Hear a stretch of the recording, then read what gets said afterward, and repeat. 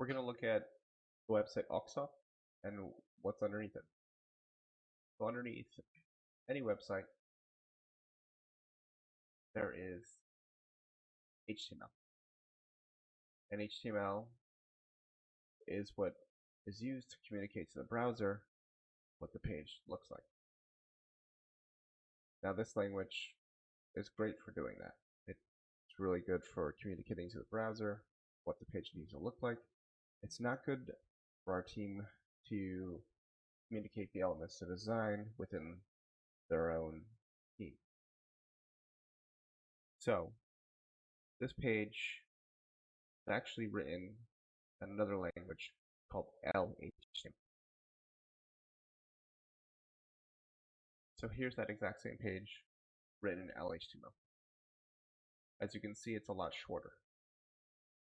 And it's a lot more clear what the page is doing.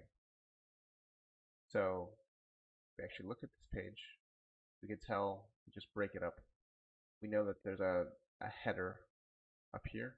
Well, the page is going to start with a head. All pages do. There's a header. There's the main content.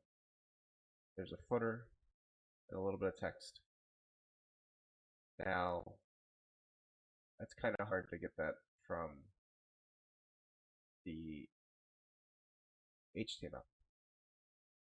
However, that is exactly what the LHTML communicates.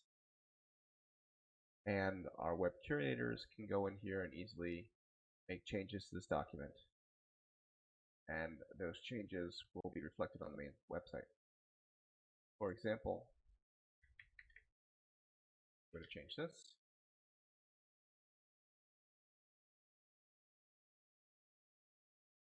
Now, the page is fully built out with the new title. Now the title consists of all this other stuff, and that stuff is part of the standard LHTML custom element.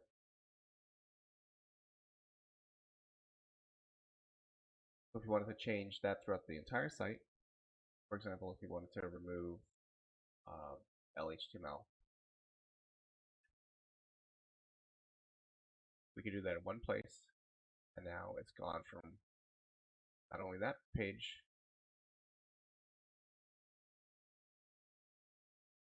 but all other pages. You can see that LHTML is a much more effective language to use for teams when communicating elements to design.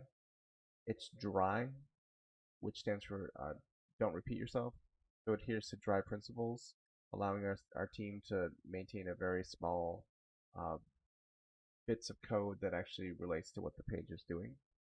And it allows them to make changes on a massive scale, making our pages easier to communicate.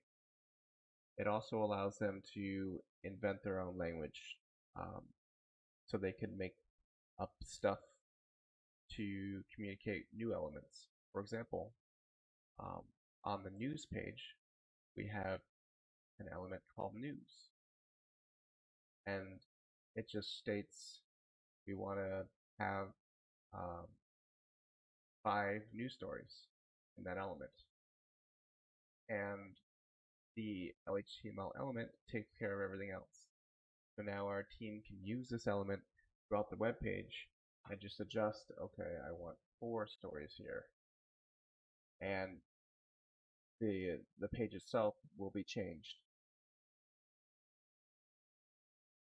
So it allows them the team to invent their own method of communication, their own dialect, and create a website, and it helps empower them.